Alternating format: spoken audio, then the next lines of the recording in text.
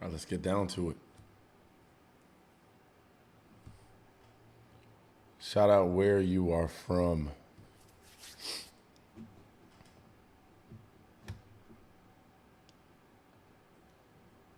I want to know where you're from. I want to know where everybody is from.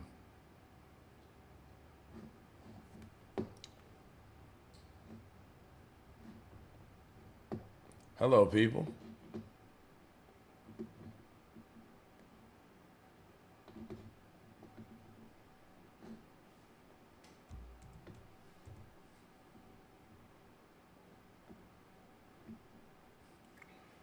Georgia. Let's go, Georgia. I love Georgia. Been to Atlanta so many times. Let me tell you. How y'all doing? How y'all doing on TikTok? How you doing on Instagram? Great to see you. Edmonton, Alberta. Let's go. My grandmother's name was Alberta.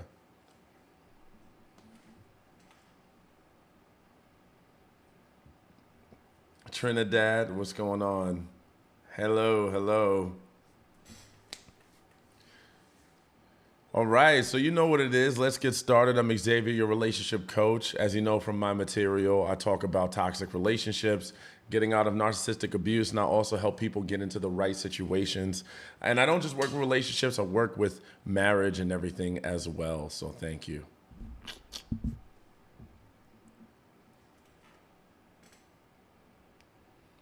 Xavier, let's do it.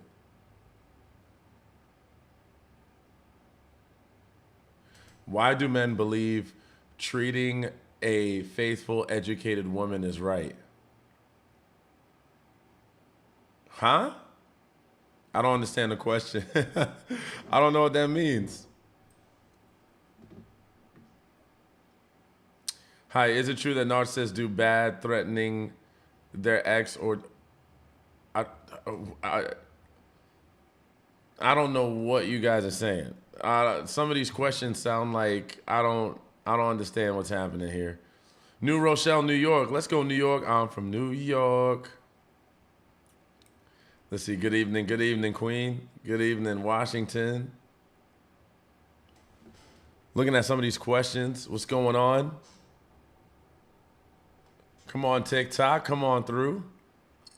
TikTok does this weird thing when you first get on and it doesn't do anything and then it just blows up. How do you be cuddly with a man who doesn't like physical touch until he wants it? Sounds like it's on his terms.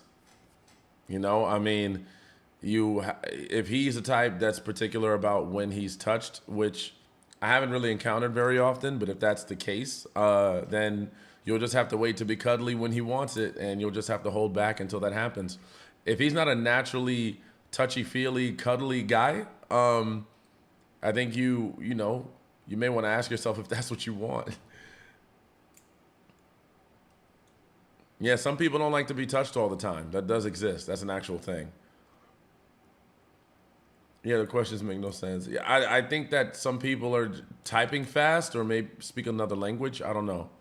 Is getting back with a narcissist womanizer because of your baby a mistake?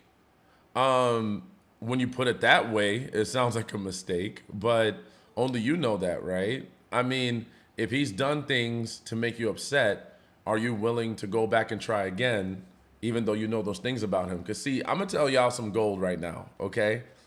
When you get back with a person that's done you wrong and you're not willing to get past it or you're not willing to get over it and if it's still haunting you and you can't find a way to not bring it up, then you might want to consider not going back. That has more to do with you than it does with them, because getting back with someone that you can't find a way to forgive or get past their actions from before is not going to work. It's just not, because you're always going to have this deal breaker in your mind.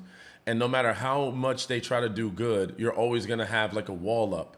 So you need to ask yourself if you can get past that wall, and not only get past it in a shorter period of time. Like, we got to be realistic, because I see some people staying with someone for like 3 years and they still are mad they cheated 3 years ago. I'm like, bro, like, this is horrible.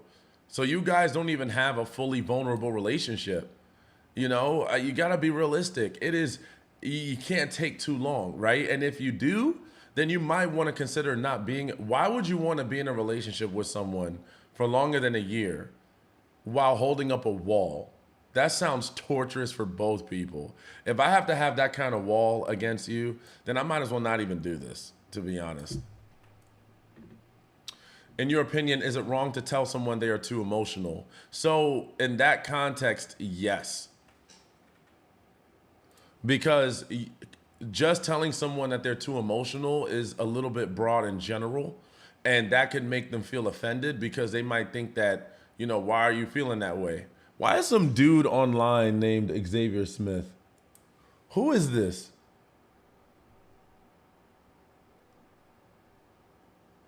Oh, yeah, there's a dude online with the same name as me. What's up, bro? We need to check our parents. What's going on here? That's funny.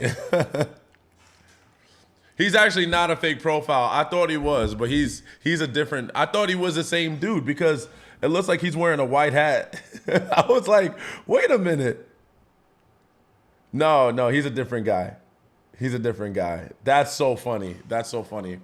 But anyway, like I was saying, if you tell someone that they're too emotional and you just say that in general, first time I've seen the exact same name. Have you seen Roll Bounce? Roll Bounce, Lil Bow Wow's name and Roll Bounce was Xavier Smith. I can never forget that. I was like, what the heck? So when you tell someone that they're just emotional, it sounds like you're throwing broad terms at them that they can take any kind of way. So that can mean many things. How am I emotional? And what about that is offensive to you, right? So instead of saying just blanket, you're too emotional, what you can do is you can say, because what you're kind of doing is you're telling them that they're invalid when you say that. That's like when people say you're insecure or you're needy or you're sensitive. See, like that makes the person sound like a villain, right? When they might not be a villain. They may not just be doing behaviors that make you feel comfortable. So what we need to do is own our discomfort in that and talk about it in reference to that. We need to own that because you might think they're too emotional, but someone else might think that they're just fine. So clearly you might carry a particular threshold or you and whoever else, right? So the point is the way you want to go about this is instead of telling them that you're crazy, you're emotional, something like that, you want to come off with, hey, when you act this way, this is how it makes me feel. Because not only will it give them a specification on how you're feeling, but then it'll give them the opportunity to see what they can do differently, right? That way it doesn't sound like I'm trying to come at you, I'm trying to make you a villain. Because if you just come out and say, you're this, statements like that can come off like an attack. And you kind of want to be careful when you're in a relationship and you just deliver blanket statements like that because people can get very offended by that and they wouldn't be wrong to feel that way.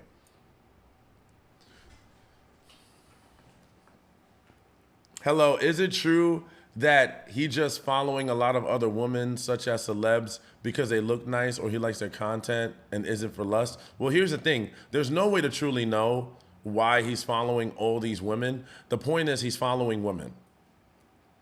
I mean, take it how you want, right? I think what matters more than the women that he's following is what type of pictures they have. Like, what's their content? Because if it's like Playboy bunnies, you know what I'm saying? If it's, women that are, scholars or I don't know. Like, I think detail matters a little bit more, right? If he's just following bikini models all day, then you kind of know, like, that's a little sketch, right? Like, why these in particular? And if he says it's because they look good, well, then either way, he's looking at their looks, so that's the truth.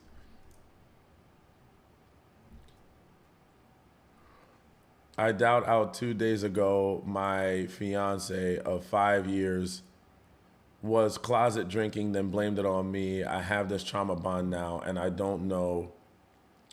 And I don't know whether or not to stay or help him or run. Well, here's the thing is that you can't coach someone and be their girlfriend.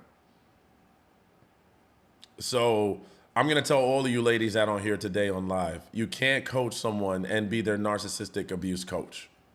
You can't girlfriend them and do both. You got to pick one, right? So what I would say is, do you want to sign up for the role of being his mother and his teacher, or do you want to be his girlfriend? Because you can't have both. If you want to choose to be his girlfriend, then you're gonna have to find him professional help. That's what I would suggest, because relationships almost never work when one person has to do all the work.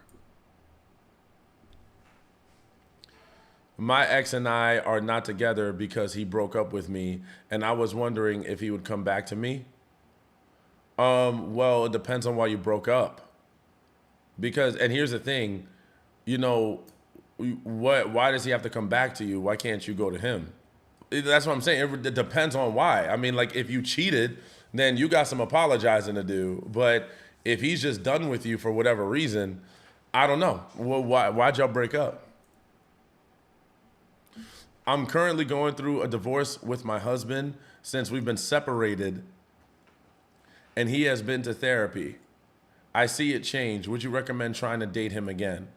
I would recommend being friends again. You know, I would recommend just being friends for a little while. You don't have to go back to dating and being intimate, right? You can take your time and just get to know each other as people and see how that goes before you start getting back to intimacy. And how long has he been going to therapy? Because if you tell me a month, I'm going to be like, hell no. How to trust again after a toxic relationship? You're going to have to join my group. I have a support group online where we talk about stuff like this. How do you know if you are actually with a narcissistic person? So without having a PhD therapist, it's going to be hard to know if the person is diagnosed narcissist. Now, you can look at behaviors, but the reality is a lot of people have toxic behaviors that overlap into narcissistic traits, but it doesn't necessarily mean that they're narcissists. So you'll know. Here's the thing. Don't worry about whether the person's a narcissist or not. Worry about how they're making you feel. Whether they're narcissistic, sociopathic, bipolar, you don't need to know the clinical term to know that that they're hurting you. So what you need to pay attention to more is this person hurting me?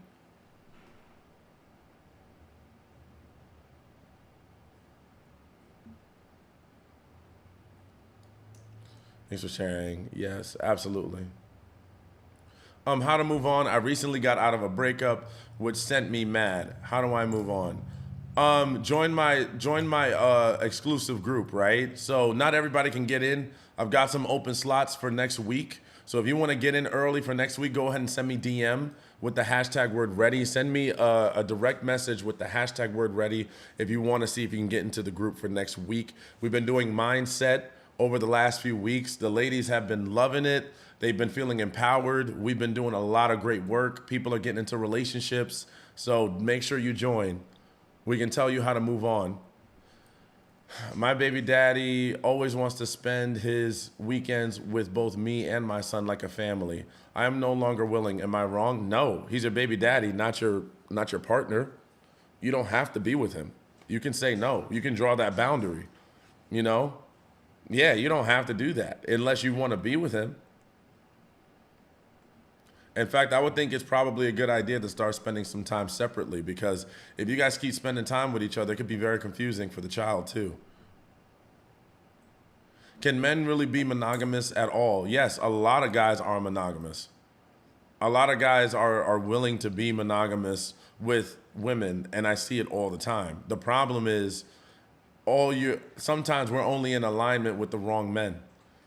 There's certain behaviors, there's certain things that attract the wrong kind of men. So the question is, what are we doing to make sure that we're only in alignment with the right kind of men?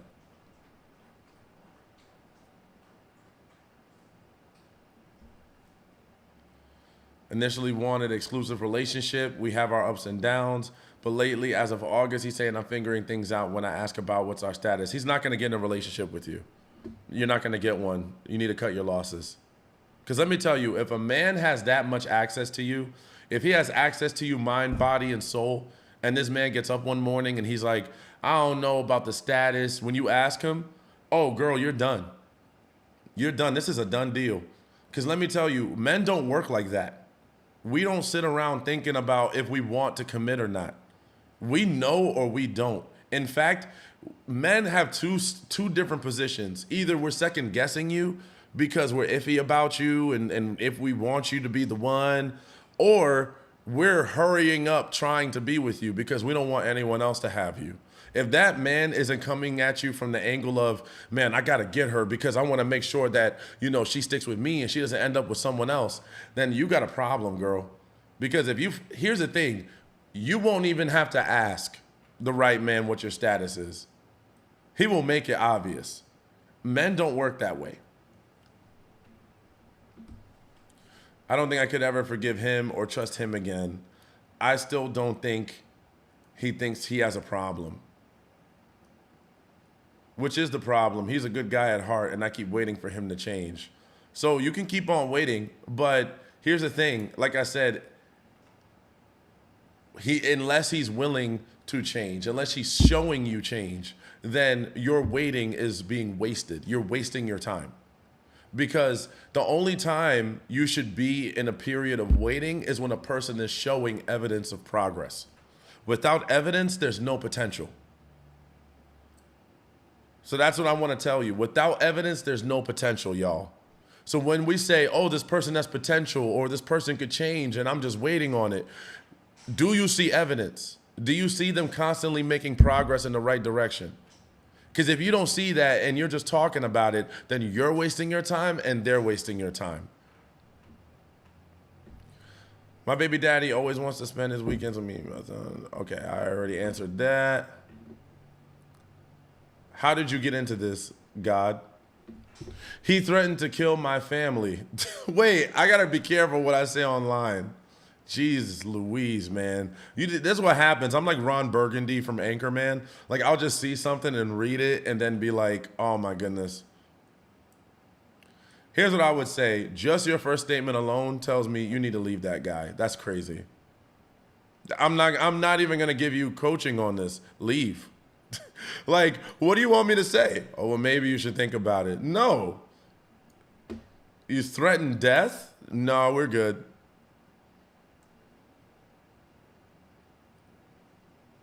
I've told you what I thought.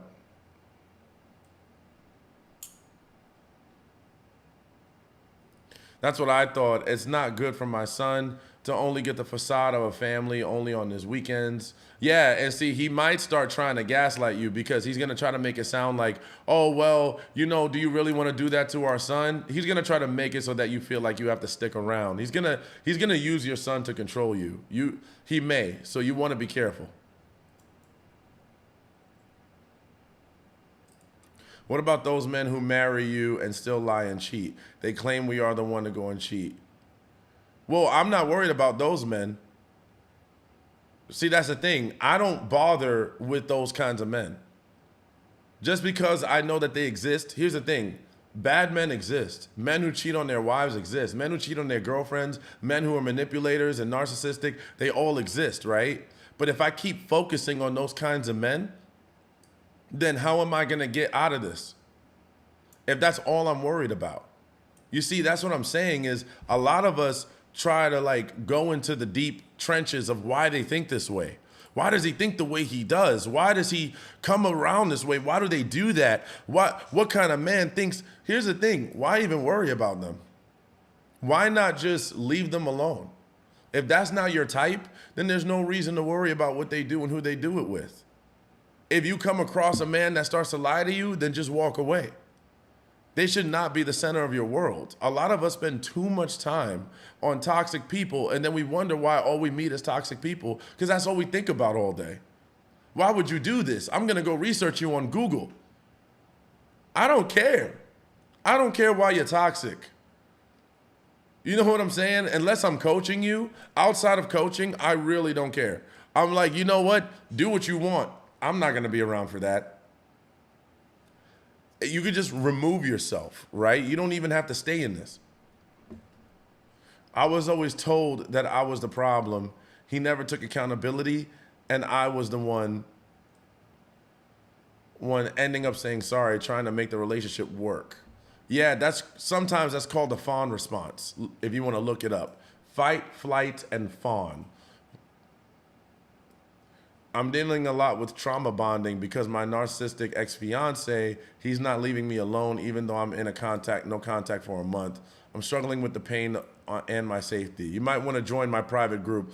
For people who want to join my exclusive group and get a one-on-one session with me, you can sign up tonight, and I have open slots for next week. So if you want to get in for next week, go ahead and send me a DM with the hashtag word ready.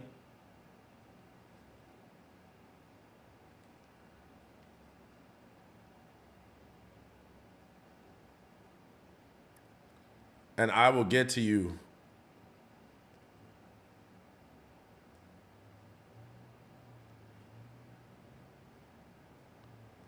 Hold on, I'm sending out stuff right now.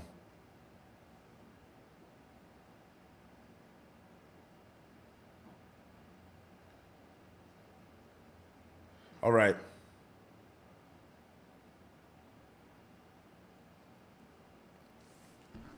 Standards and boundary from self-love and respect. Absolutely.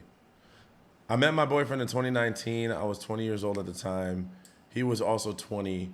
We're now both 24 years old. I'll be turning 25 next month, and our son is currently 4 years old. Throughout my he cheated on me, hurt me, and manipulated me. I apologized for his infidelity, but he continued to cheat on me throughout our 4-year relationship. At one point, he went to Bahamas for work. Well, you sound like you need a session because there's a lot. There's a lot I'm reading. I would recommend you get a session. This is too much. If a man is watching porn but doesn't give any intimacy to his partner, is that considered cheating? Yeah. I would. Here's the thing. I would consider it cheating. I would 100% consider it cheating because you have to understand the first problem is he's giving into his lust, right? He's lusting after other women, whether they are in the computer or in real life. His mind is set on lusting after another woman. So he's literally indulging in it and pleasuring himself to the idea of being with another woman. And he's refusing to be intimate with you. So he's getting all drained out. His energy force is all drained out. So by the time he comes to you, you're not getting him. Does that sound like cheating? I mean, it's got all the working parts outside of an actual person on the other end of that, you know?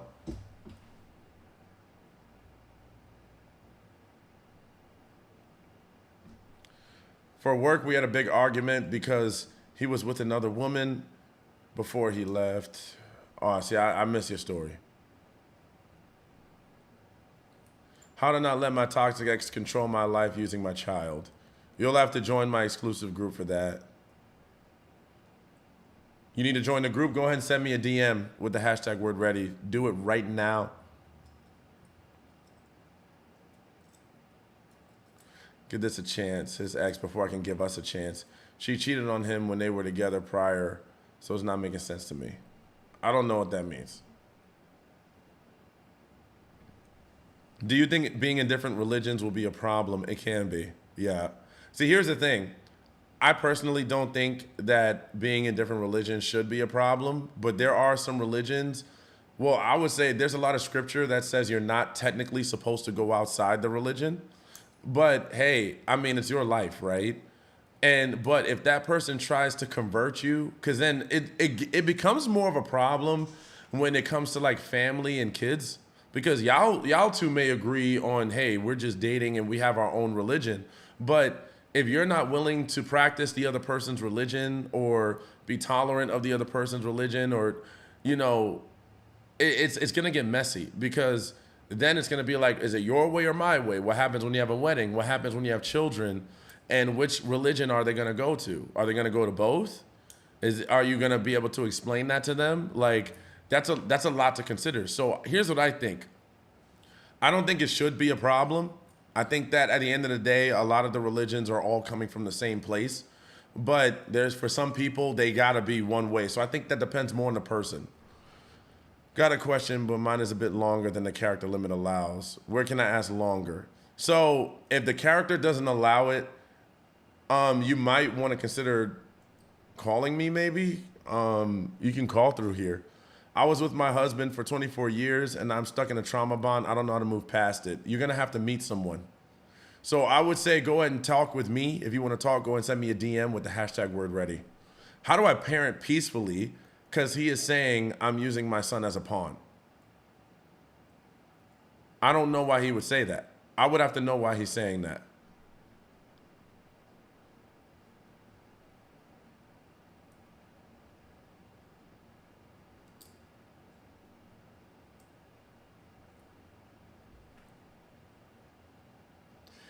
He cheated on me and left for a girl half his age and got her pregnant. Well, that's very common. And now ignores our children and still calls to tell me he loves me every now and then. Yeah, he doesn't love you. Yeah, he doesn't love you.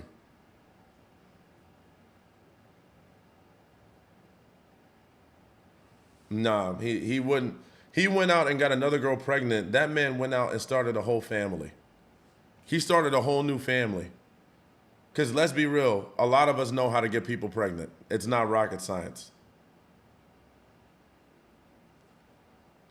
So yeah, he went out and started another family, but he wants to keep you on the hook. He wants two women in his life, and he's probably keeping all of you on the hook by getting everybody pregnant. For a chill edition, you're gonna have to DM me and get an appointment. DM me. If you guys want to get an appointment with me for next week and get one of the few slots and join the exclusive group, go ahead and send me a DM.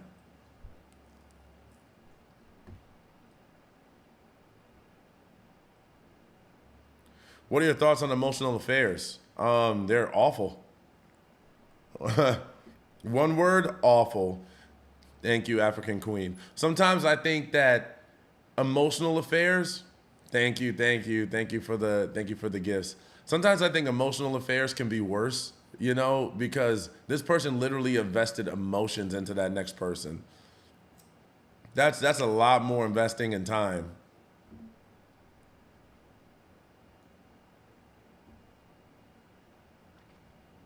Will it ever catch up to them? Sometimes it does not.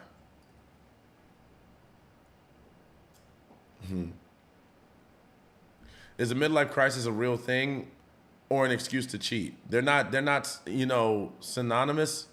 See, like here's the thing. You can have a midlife crisis, but that doesn't excuse you from cheating.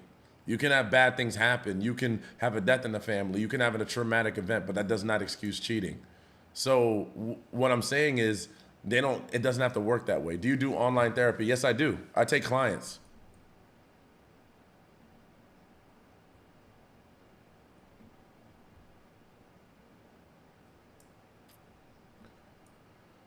Yeah, that's wild to say I have a midlife crisis and that's why I'm cheating. No, you're cheating because you want to cheat. You're cheating because you want to be with someone else. How does you being with someone else, you see what I'm saying? Like the reality is you just wanted to get with someone else and you're using this as a reason to do so. You know what I'm saying? Like now, do I believe that they think that's the reason they did it? Yeah. People can have all kinds of stuff in their heads, but there's different ways to do that without, getting with someone else or hurting the person that you're with. It doesn't have to go that far.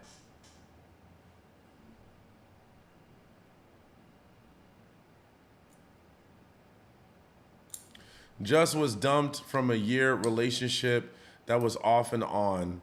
I just learned it was off and on since he was not over his ex and trying to be with her. How would you handle picking up the last of your things from his house?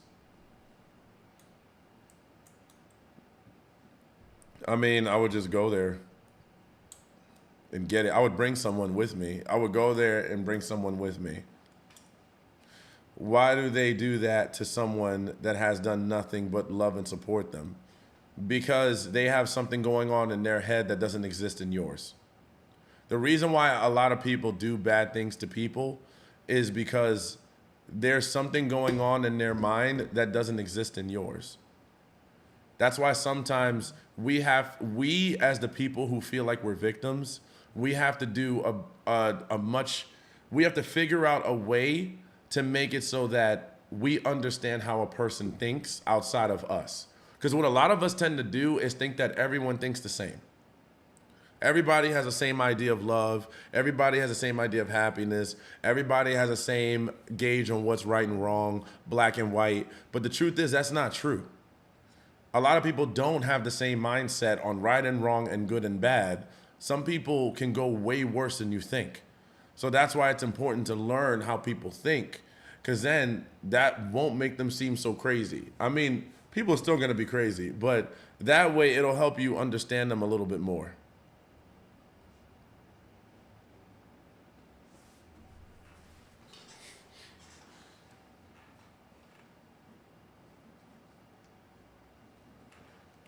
Yeah, because that's the thing that people have a hard time doing, right? A lot of people have a hard time understanding that somebody can think differently from you, right? And there's a lot of people. Here's what I can say. This is a little bit of a call out. Sometimes your definition of right isn't always right for everybody, right? And some people struggle with that because they're like, well, I know what's right and I know what's wrong and I know and I know. And don't get me wrong, you probably have a good idea and things you have probably worked. But your idea of right doesn't always match this person's, and that's okay, right? Now, regardless, objectively, some people are just bad people as well. So there's two sides, right? There's people that just think differently and their idea of good and bad doesn't match yours, and technically they're not wrong for thinking the way that they do for a certain kind of person. And then there are people who are just evil. There are people who will lie to you. There are people who will deceive you, who just want to get away with what they want. And they are not people that you want to be associated with. That's why I make it a priority to tell people, why are you still associating with this person? Because what I've heard a lot today in the chat, right, with love is, I'm trauma bonded. I'm trauma bonded. I have a trauma bond. That's why I can't get out. So what are you doing about that? I want to know what steps you're taking, because we look at other people and we say all the time, oh, I want this person to change. I'm waiting for them to change. But then we say to ourselves, I'm trauma bonded. Like, they're not going to change if you're not changing. You haven't worked on your trauma bond and they're not working on what they're doing. So we're both just going to sit here in this never ending loop because both of us don't want to do the work. If you know that you're trauma bonded, then work towards getting out of it. You don't have to stay in there. There are people who have been in wars in the military. There are military veterans who have PTSD from watching their friends get blown up. And they can still go to therapy to become at least halfway functional after that. We're going through breakups and relationships and marriages, and we're like, I don't want to do the work. I'm traumatized. You got to do the work. You owe it to yourself and your future to do this work, because the rest of your life doesn't have to be given to them. See, that's what they're hoping. You want to know a big win for a narcissist or manipulator is that you get traumatized and you lower the quality of your life. That you walk around feeling like everything is dull and miserable and my life is going to end and I can't find no one. That's what they're hoping you feel, because that's how they win. They want to create this darkness in front of you that makes you feel like it doesn't get better. The light is not going to be there anymore. They took away the light. They did this to me. Because that way you end up just as bad off as they are. Because the reason why they failed you is because they carry a darkness. So their number one job is to get you to receive that darkness and wear it yourself. They don't want you to believe you can do better, or that you can be happier, or that good people actually exist. You know how many manipulative men want you to feel like there's no chance it gets better? There's no good guys out here. I'm the best you got. I'm the best you got. Where are you going to find a guy that's going to love you the way I can? Those guys don't even exist anymore. That's not even out there. You're lucky if you find a guy like me. There's some guys actually want you to feel that way. So when you walk around feeling like all hopeless, hope is lost, they win. That's what they want. So that's what I'm saying is, like, we need to work towards rewriting our vision. But the only way we can do that is if we start to grow and heal from what we've encountered, right? A lot of us are broken. A lot of us have been broken and we've been hurt, and that's understandable. And guess what? You're going to get broken 10 more times, because that's the way life works. Life is always going to be throwing curveballs and challenging you and making you feel like, damn, this is the worst. But you're going to come out of it. And then when you come out of it, you're going to be stronger. Believe it or not, when you're getting challenged in life, it's because you're meant to grow from here.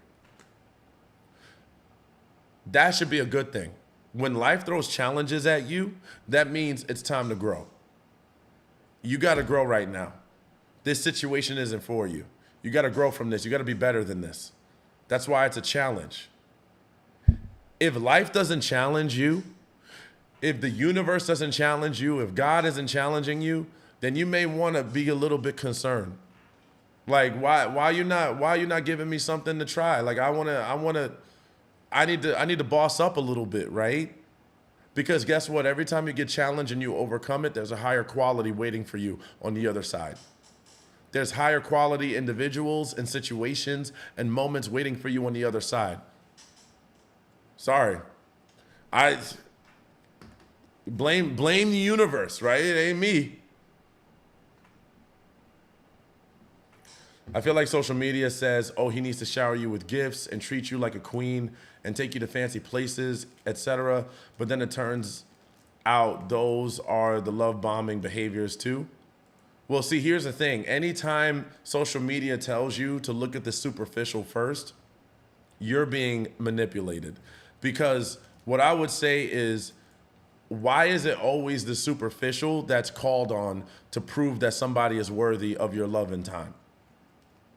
Superficial can't hug you at night. It can't have emotional regulation or emotional intelligence. That's where I would say your algorithm is terrible. You might want to go find posts that talk more about character building and start liking those to change your algorithm. Because social media can sometimes lead you in the wrong direction.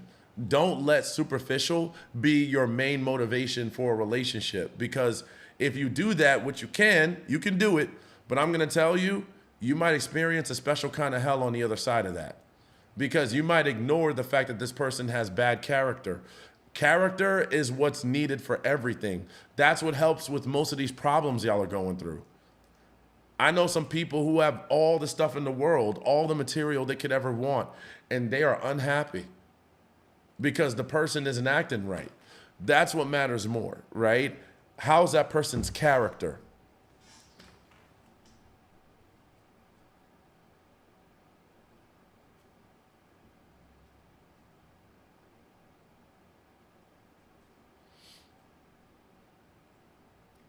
I got you.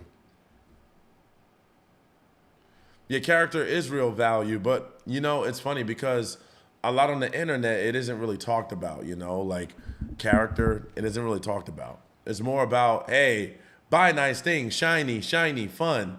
And it's like, well, and some of the people that are doing the shiny things, you don't know what's going on in the background, right? Some of the shiniest people have some of the craziest stuff going on. I mean, look at Diddy. I'm having a party. I got millions of dollars. Meanwhile, there's a whole case going on right now.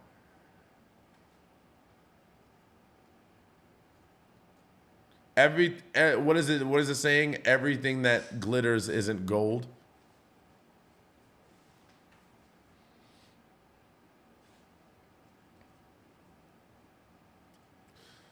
Where's the fine line between a man who puts in effort and a man who is love bombing? Time.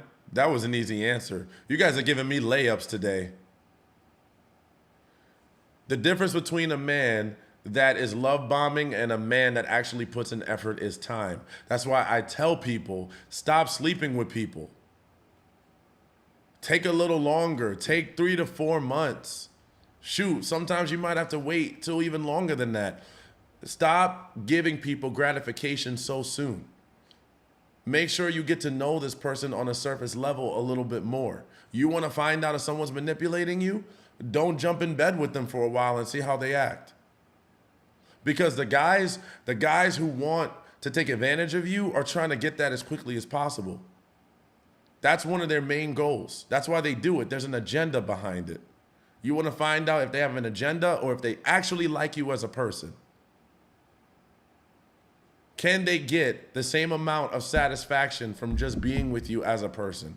From just talking to you, from just getting to know you, from just loving you? Like, can they still get there? Can you guys still have a quality time? Or does it have to always end in a rumspringer, right? Like, I'm telling you, hold back on some of these behaviors. But see, a lot of us don't do that. I know a lot of us don't do that. Shoot, this weekend some of us are not doing that. It's Halloween weekend. We ready to get freaky. See, here's the thing. I'm not shaming it, but just understand what you're signing up for, right? Because if I hear you met this person the same night and you wake up tomorrow morning expecting a wedding ring, we got a problem.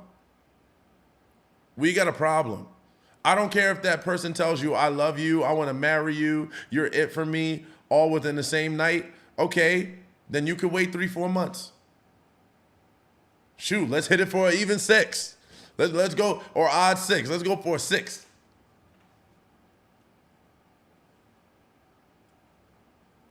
Physical is 100,000. Is at 100,000, 10,000% better when you own the mental as well. So here's the thing. I agree with that. Like, you know what this generation I think is missing a lot of? That I'm kind of sad that this generation is missing is tension. Whatever happened to romantic tension? Like, we jump into bed so fast, we skip right past the part where we play with the flirting. Like, like it's like people are missing that. I'm seeing that not be a thing anymore because no one's patient, right? They're like, man, the second I feel it, I gotta have it. Whatever happened to, man, I keep thinking about them. I've been hanging out with them for so long. I just want it so bad. Like that feeling of really, really wanting it. Like, delaying gratification sometimes. That's what I see. Not everyone, but, some people. How to bring up what are we without saying it to make him think that he wants us to be together. What are we? What are we? Well, I mean, how you could just stop doing certain things. You don't have to say what are we. Just stop doing things that you would do that you wouldn't do unless you were in a relationship. You got to start holding back on some of those behaviors. So let's say y'all are smashing now. Just stop doing that. And then when he says, why? Like, what's wrong? What's happening? Then you could say, well, I normally, I like that we did this, but I feel like I need a relationship to keep doing it or I'm going to catch feelings. Just start holding back on some of the stuff. Start becoming less available. Start showing that. But also, you can let them know, just to let you know, I am ready for a relationship. Don't know where you're at, but you can just say that. Hey, just to let you, like, hey, I am ready for a relationship. I don't know where you're at. So technically, you're not asking them. You're just saying, hey, just letting you know.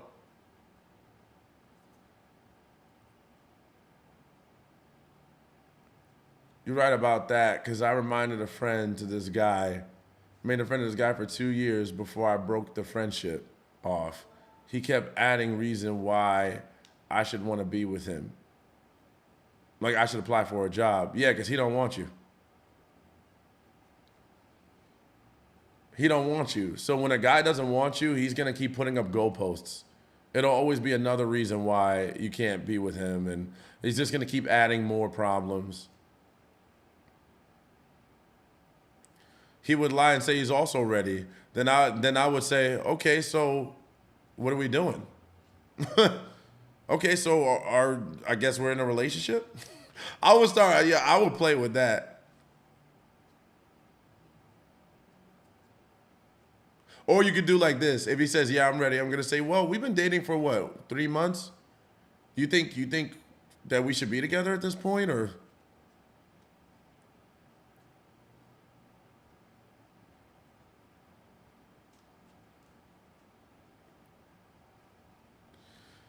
I said that once on social that ladies should do this more, and I was told I was shaming women. Well, it depends on how you say it. And here's the thing, I don't know about your demographic or the type of women that are on your page, but there's a way to say it. Like you don't want to tell women that they're wrong for sleeping with someone, right? Because then that sounds like shame. What you want to do is say to get what you want, it might be more beneficial to operate in this way, right? Yeah, because you got to be very careful. That's a very sensitive topic, right? And and no one wants to feel like, you know, I'm a villain for doing a very human thing, which is you know, reality. So yeah, it's a lot in the delivery. Who is this?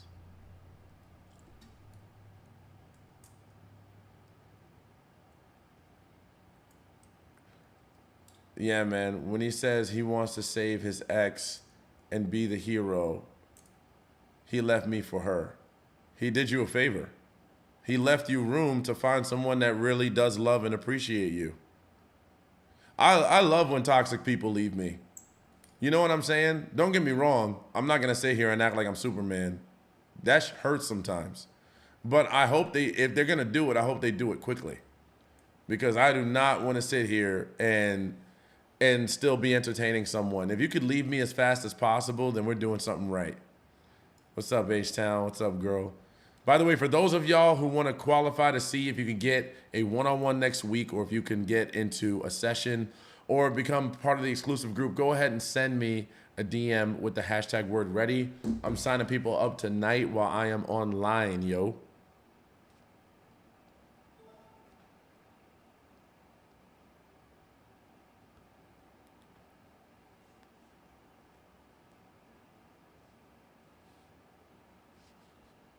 Let's go. We're getting signups tonight. So I already got 2 signups. Probably going to have a few more. Want to make sure I'm booking y'all.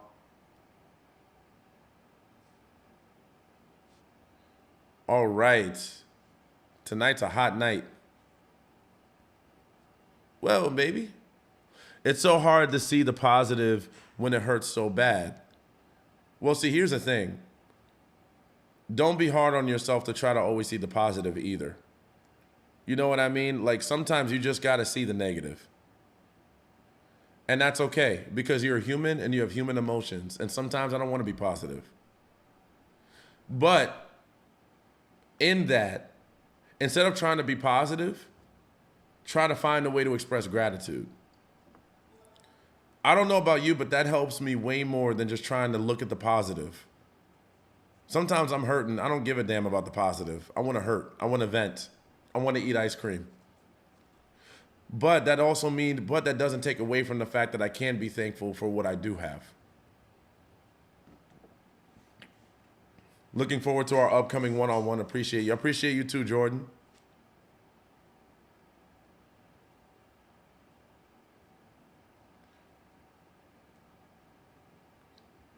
All right, so we got 3 already.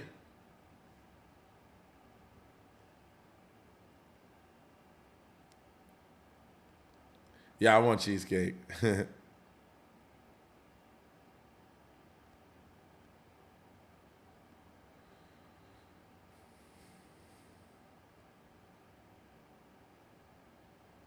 number.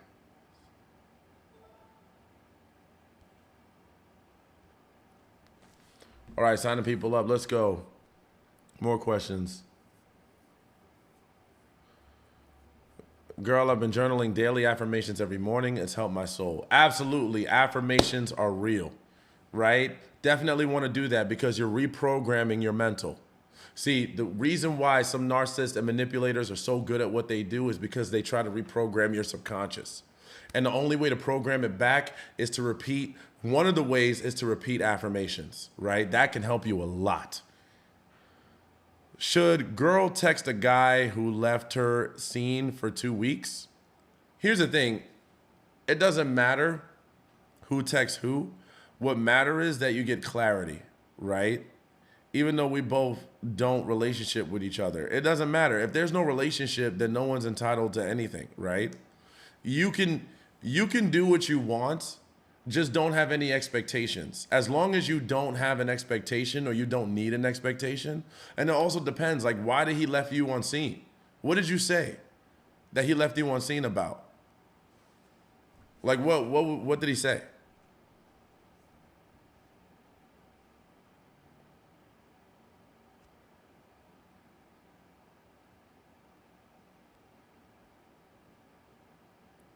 Are we getting the signups tonight?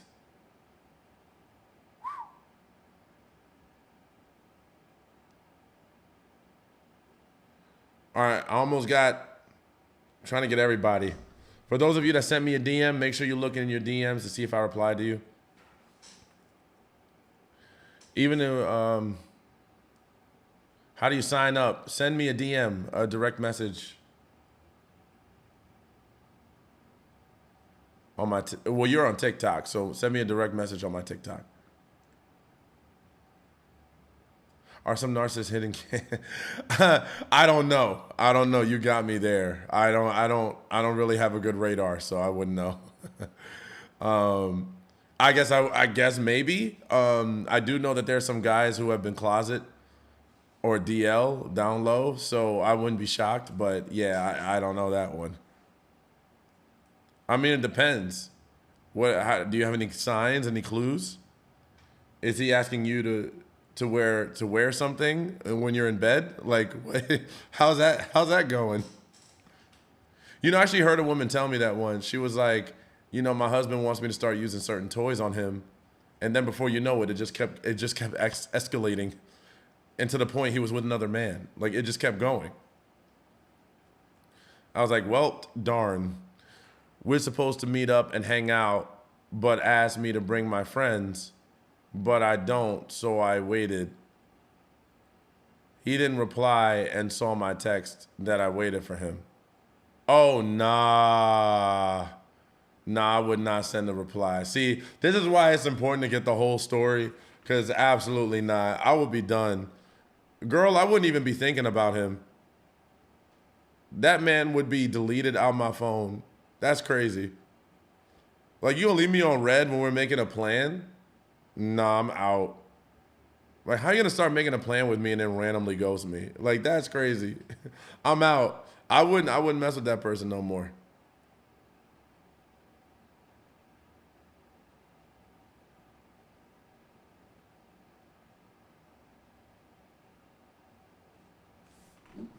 That's crazy. See, no.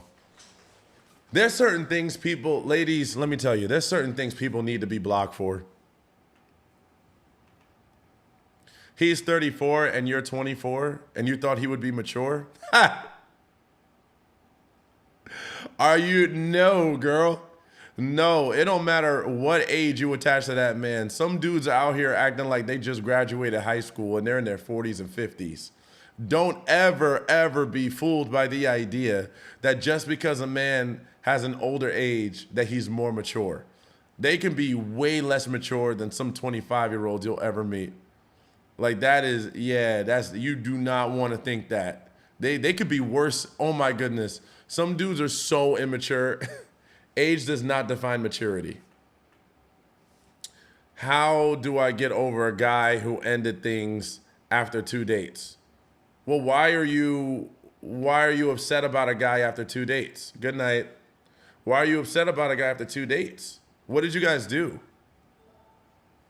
Because I'm trying to figure out what about it you're trying to get over. If it's only been 2 dates. Are most narcissists alcoholics? I don't know. I do know that a lot of them I've seen drink alcohol, but I don't know if they're all alcoholics. Can you explain the savior complex? It's usually people who normally don't make mutual connections with people that they don't help. There's some people that develop a connection specifically with people that they feel like they need to save, right?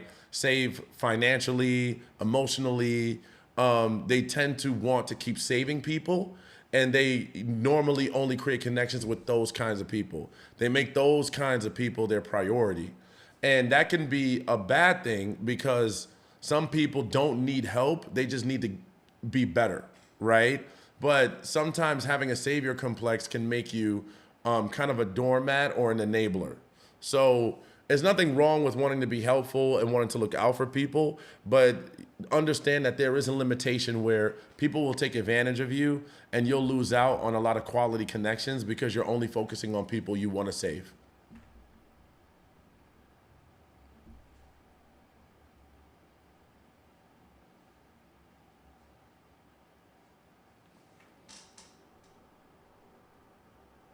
Do you think he lost interest after being intimate? You guys weren't in a relationship and you were intimate? and then he walked away.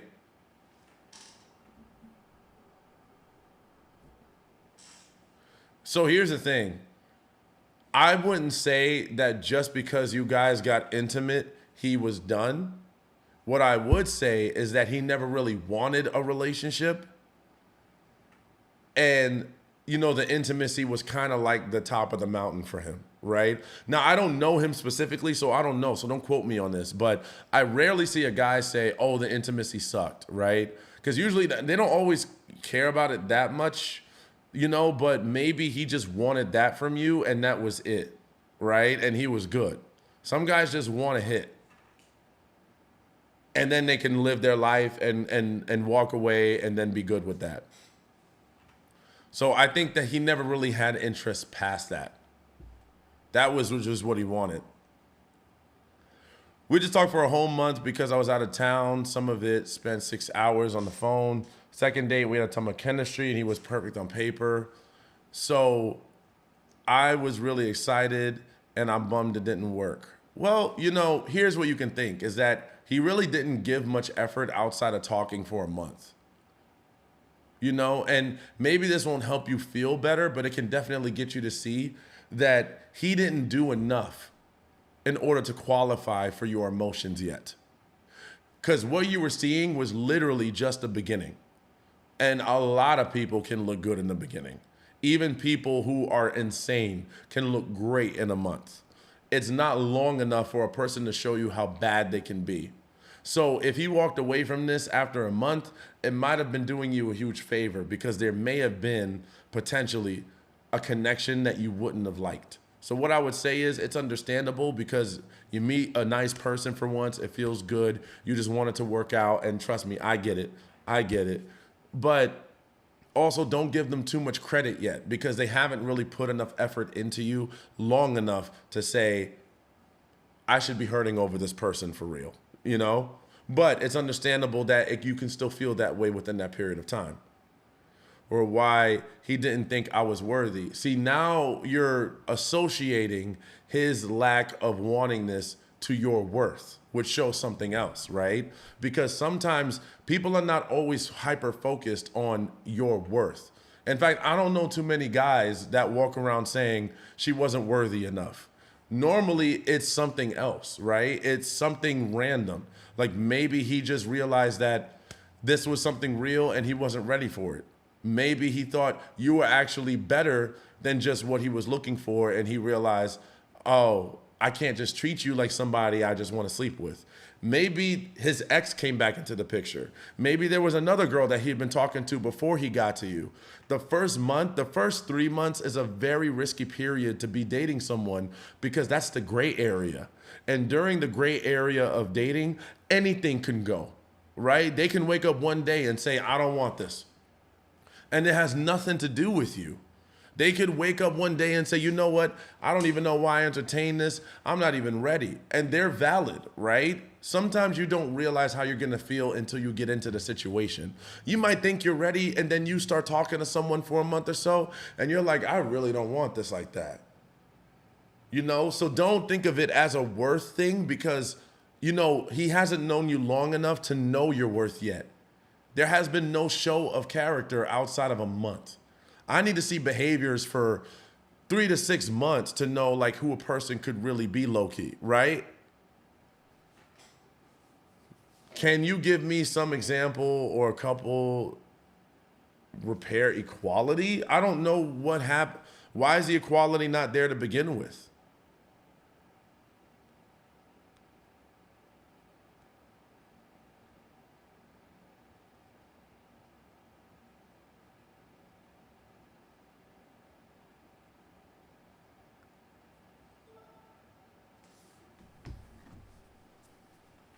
Why is it so hard? Is 10 years to find out everything was a lie and uses love you as he's faithful. I don't know what that means.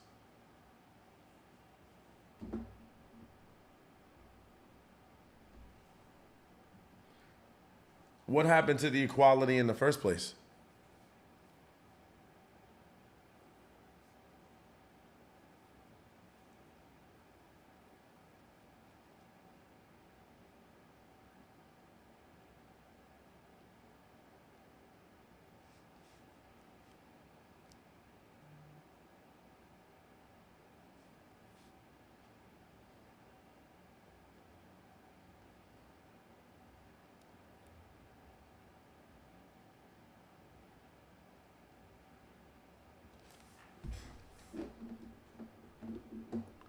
How narcissistic manipulate you?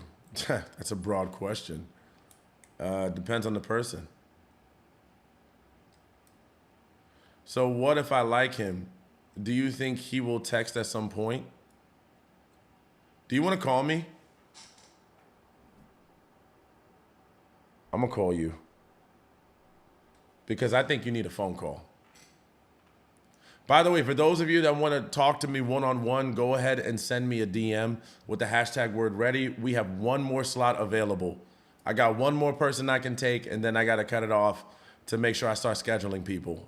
So one more person I can take for one-on-one in the exclusive group, and send me a DM. No, sorry. Why not? You could just use your voice. Fine. Because I feel like you got a lot of questions. There's gonna be more here, because what it sounds like is that you have already developed a strong connection with this person, and I don't know if there's any amount of questions. I tried to call her. Oh, you wanna jump on? Cause I don't know what you're saying. Ready? You gotta send me a DM, Betsy. Do you know how to send a DM? Some people don't know how to send DMs.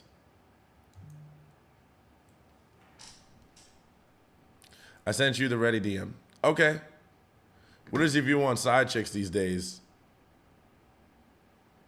I mean, I don't. What about them? That's still a thing?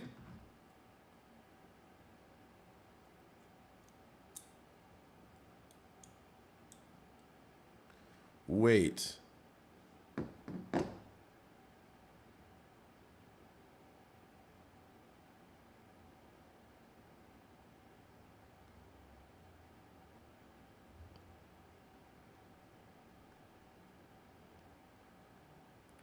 Okay.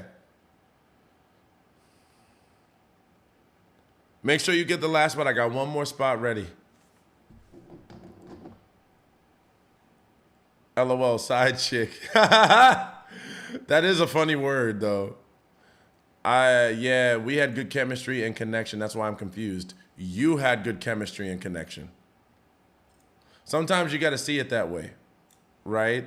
Is sometimes what happens for you isn't necessarily the same for the other person, right? So sometimes I think I have a great time with someone. Sometimes I think, man, we had a wonderful date. Everything works, butterflies and roses and love. And I'm just like, man, this feels real good. Kiss at the end of the night. And this person doesn't call me the next day. I'm like, wait, what in the hell? So whatever happened on that date wasn't channeling the same way to them as it was to me for some reason. I have no way to know that.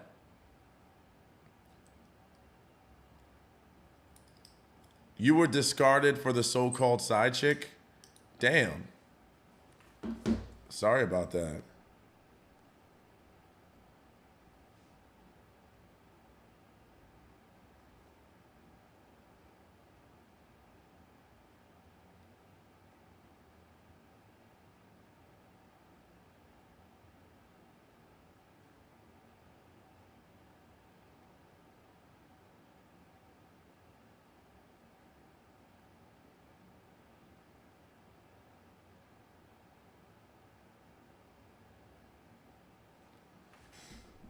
Okay, I see. Yeah, that's why you want to be careful with when you sleep with someone, because you want to know if they're actually in it for the real. Because there's, like I said, there's a lot of guys who are just looking to get in the pants, and if they get there, then breakup advice: join my exclusive group. You actually in my dream. This is crazy. Who, me? I'm in your dream? Why? What am I doing in your dream? Please check DM. Okay.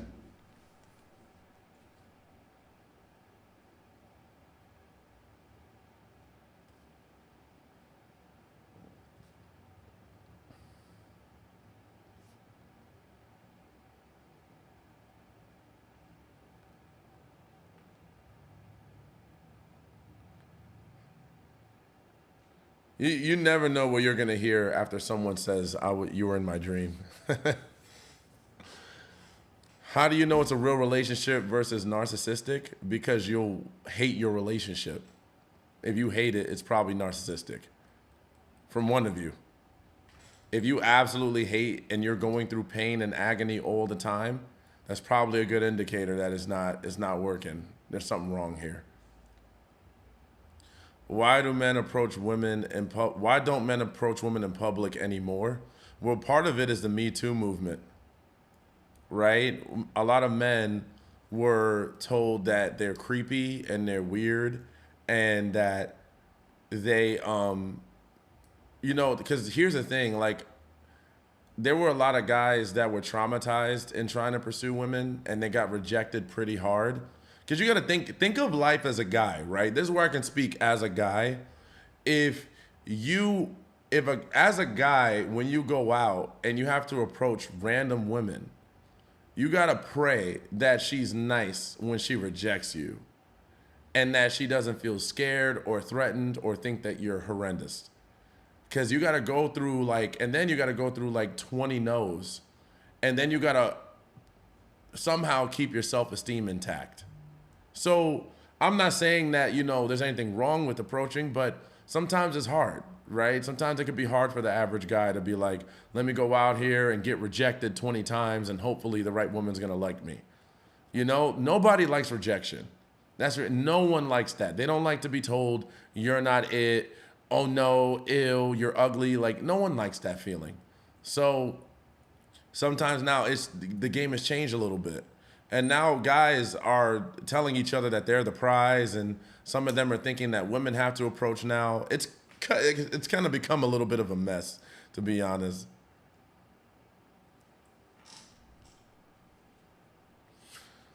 It's much needed. I want to know about that. What is your name? Muskine. Hold on. I got to find a way to say it. Hold on.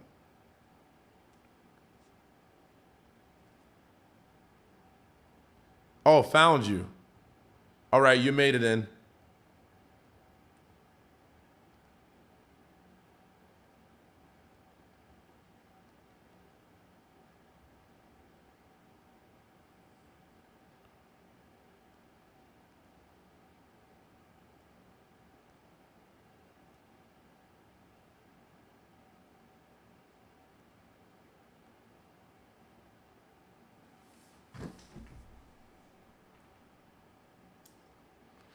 Did you find my DM? Uh, people are not kidding today.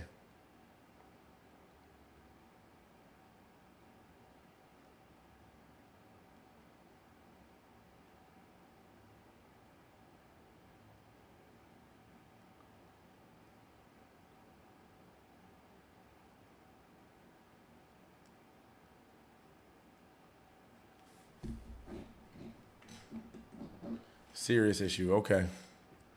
Do you know how to break a trauma bond? Yes. Yes, I do. Can't be answered in one call, but I can tell you it depends on the trauma. It depends because you have to take steps. Breaking a trauma bond is not as simple as just walking away. You have to challenge the trauma that you're facing to begin with. You have to challenge that part of yourself. Like what the trauma that I got that's causing me to move in this direction and feel this way.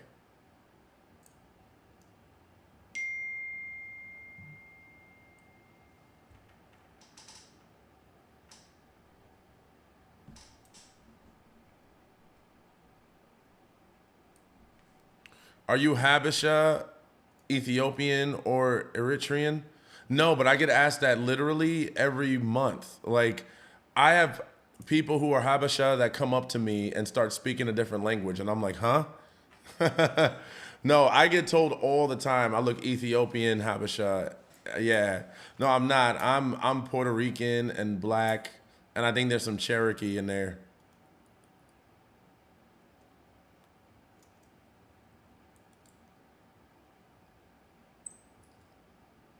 Decided to try group and chat 101. Yeah, me too. Yeah, I get told I look a lot like them though. Hey, I'm good for it. I love I love the culture. I love the culture. I love Ethiopian culture. I love the food too. Oh my God, the food, man. There's an Ethiopian restaurant near me. I gained like 10 pounds from them. How do I get a one-on-one phone session with you? So you have to send me a DM. Send me a DM with the hashtag word ready. Prices, that's discussed in the DM. How long have you been doing this? 7 years. Over 1,500 clients and counting. We are rocking, baby. You did? Okay. I'll probably get to you after this. Because I got a lot of people I just signed up. That's why I need help with breaking that bond. It definitely ain't as easy as walking away, especially when we have kids. Well, here's the good news is that you shouldn't have to walk away. Breaking a trauma bond, you shouldn't have to just walk away that easy. You should be, in fact, being in the problem is one of the best ways to start doing it. Being in the problem will actually help you as well. Tripping because I swear your face was in my dream telling me to go with it. What is your oldest client? You mean age-wise? The oldest client I've ever had, I think, is about 79 or 78.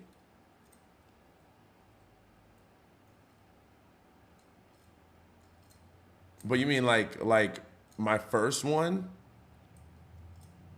I don't remember. How does being in the problem help? Because there are things that are in the problem that you can find a way to make your situation better. If you can find a way to transition this current situation into a way that you find peace through it, then you will start to conquer the situation, which means you're growing. Because here's something crazy. Your triggers are sometimes based on your perception, right? It's based on your perception, your memories and experiences and exposure. You can start to maneuver the way you look at it while you're in it so that you don't get as triggered. And when you're able to start doing that, that's when you're truly conquering it. That's when you're starting to elevate. When the same problems come to you and you don't react the same way and you can see it in a different light and it actually doesn't even bother you anymore, that's when you're starting to grow. And I can prove it. When we were younger, right? When we were kids, right? Remember how many things used to annoy you?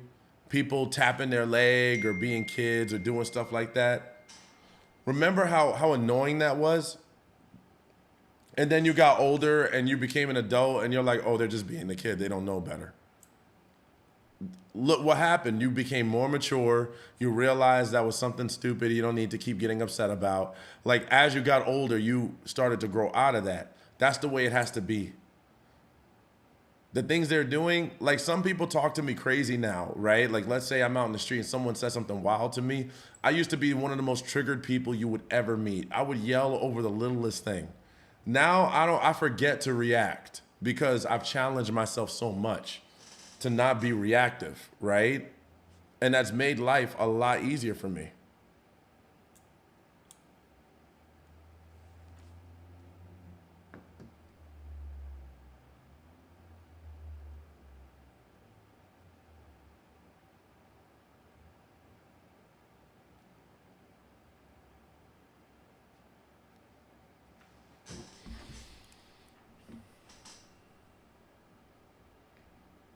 But yeah, that comes with time. That comes with effort. So the way that I got over a lot of my traumas was I was in the situation that kept causing me to be triggered, and I learned how to get untriggered.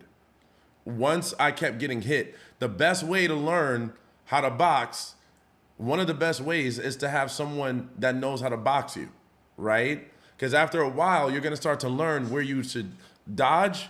And then once you get used to it, then now you know better, right? Like that's what you got to do. You got to, it's sometimes repetition. It's a skill you have to build, right?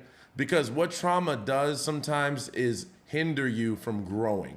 because it's so scary and it's so frightening that your nervous system has adjusted to this idea, right? Or to this event that happened. So now every time that event repeats itself in the different shape or form, now you feel triggered. You want to just go ahead and go into that trigger. So what you have to do is challenge it. Start to create a different pattern, right? And that will help. I used to get panic attacks. I don't anymore. Right? I used to be hyper reactive. I'm not anymore. How does a narcissist start being a narcissist? Are they born this way? Well, I don't know if they're born that way, but I do know that some people have experiences when they're young and when they're a little older that cause them to form this type of thought pattern, right? Either it's a specific kind of treatment, there's a window when they're a child, like it usually takes some form of treatment, and some people are just born kind of sociopathic, right?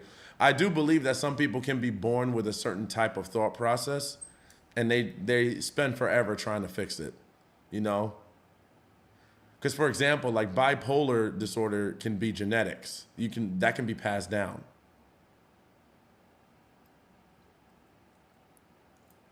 How long should it take for a guy to propose? Honestly, I don't know. I don't think that's the same for everybody, but I would say if you don't know you want to be married to that person in 6 months to a year, then you might be wasting your time. Does that mean you have to be exposed to the same traumas over and over again to become numb to the triggers? So that sounds a little bit like exposure therapy. I don't think you have to do that. I wouldn't recommend that, but especially depending on what kind of trauma it is. Not all traumas are the same. Some are really dark and weird. So what I would say is it depends on the trauma. Not every trauma is the same. That was how I got through mine, but the next person might be different. I would say that's one way of getting rid of it, but be careful because certain traumas are just not really, really good to repeat. Like some of them you kind of need to heal from by, talking about it and going there, but not re-experiencing it. What are other ways? I mean, this is a deep one. It's a deep question. It's a good question. For example, there's trauma therapy, there's hypnosis, there's cognitive behavioral therapy. It depends on the therapy, right? What makes a lady desperate? That's a good question. And you're asking a man what makes a lady desperate? I guess let's define desperation, right? What do you mean by desperate? It's an interesting question. Like desperate for what exactly? Because I want to make sure I answer this correctly. There's going to be a lot of ears rolled up to their phones right now. What is he going to say? Oh, man. You put me in the hot seat with that question. Well, when she comes back around to answering that, then we'll get back to that. You just see all the chats just stop. Hey, whatever happened to questions, y'all?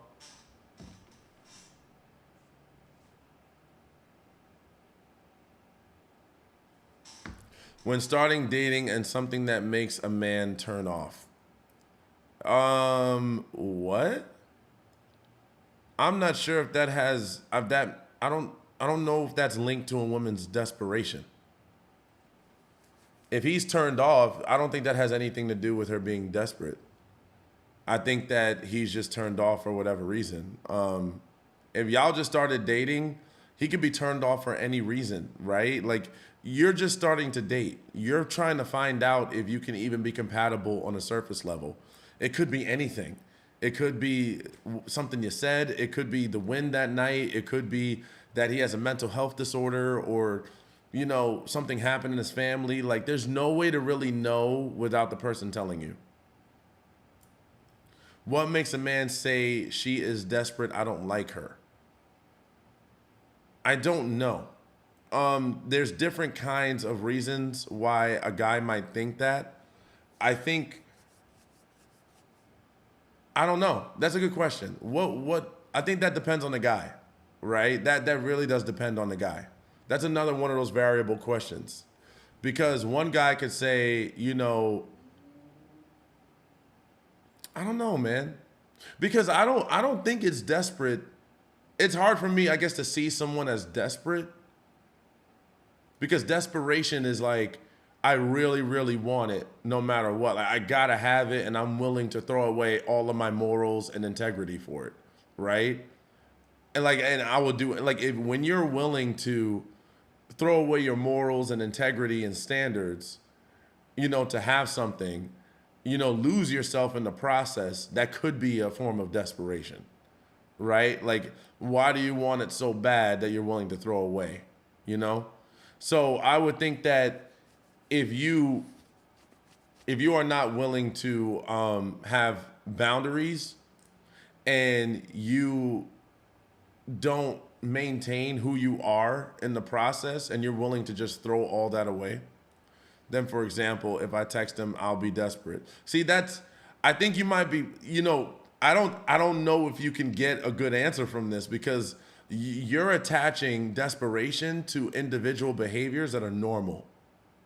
You know what I mean? It's normal to want to text someone. Now, where it might sound bad is if you keep texting someone that's not texting you back.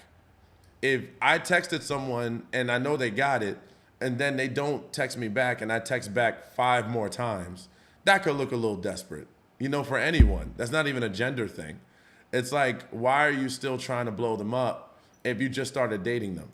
Why are you still trying? So I guess that can be considered desperate. How can I let go of my ex-boyfriend who wants to fix things his way or no way? I mean, you can try not talking to him and let time take its course. Because if you don't like the way that he wants to do it and you have your way and you're trying to meet in the middle and he's not willing to do that, then you're not losing out on anything. I think, the way to let go of a guy like that is to believe that you're worthy of a better kind of love. But not just say it to yourself. Like you have to actually believe that he was offering a lower quality of love than you deserve. And when you start thinking in terms that way, that'll help you start to let go. Because you shouldn't have to be with someone who thinks my way or the highway. That's low quality. We're supposed to meet in the middle. We're supposed to be agreeing on it together. So if I just have to do things your way may not be the best way. That means he doesn't care about how you feel. No, we're good there. How can I be able to not answer his calls, texts when he feels like missing me? You can try the block button. If someone wants to sext right away and you say no, can you put him in his place and make him respect you? If he leads with sex and doesn't respect your boundaries, is he worth your time? I would say no. I would let him know, or you could just tell him I'm not this type of person. So if that's what you're looking for, then that's not going to work with me. You don't have to come down on him or go, let him have it. Like he's probably doing this to everybody and he doesn't really care. So you'd be wasting your time, but you can just tell him, this isn't working for me, or you can just block him. Because think about it. Would you really want to date a guy that's approaching every woman trying to be about sleeping with them? That means he's done this with 20 other women.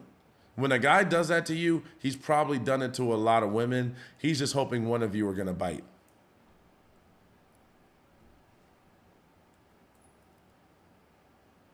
My ex-boyfriend told me I was not his type. 4 out of 10? He told you were a 4 out of 10, but stayed with me. And when I said I'm missing compliments, he said that I am his type now and that I'm not confident in myself. Well, it seems like he's got a lot of answers for you, which shows me it's a good thing he's your ex-boyfriend. That's crazy that he said that to you. See, some guys just want to put you down. They do not want you to feel confident in a relationship with them. He says in the middle, but it's what he wants. Well, he can gaslight you all he wants.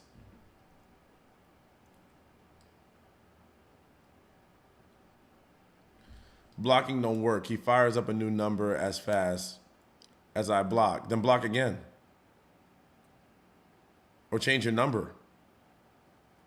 Or you might be able to get a restraining order. You got to take more action. Because the second you pick up or the second you answer him, you just told him that what he did is successful. Over 800 of them blocked. Get a new number, girl. That's crazy. Why? You get a new number. Text everyone that matters to you your new number, and then, yeah, no, change your number. That dude is certified crazy. Over 800? I wouldn't even spend that much time blocking. After the first 50, I'd be like, yo, my number, you did yesterday? Okay, good. So he shouldn't be able to call you now, right?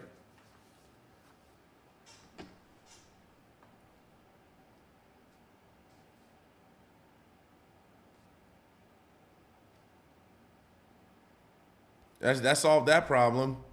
Wipe my hands clean of it. Well,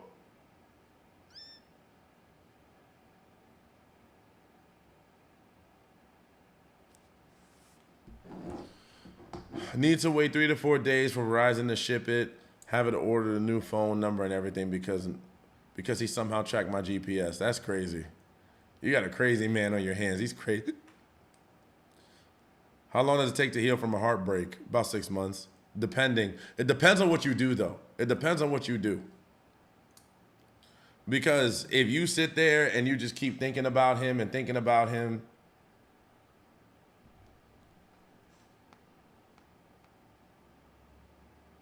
it's going to be harder to get over him.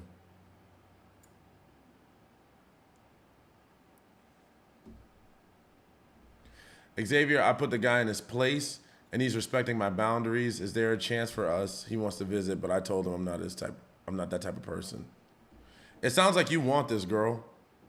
I would suggest meeting in public and talking about, normal stuff.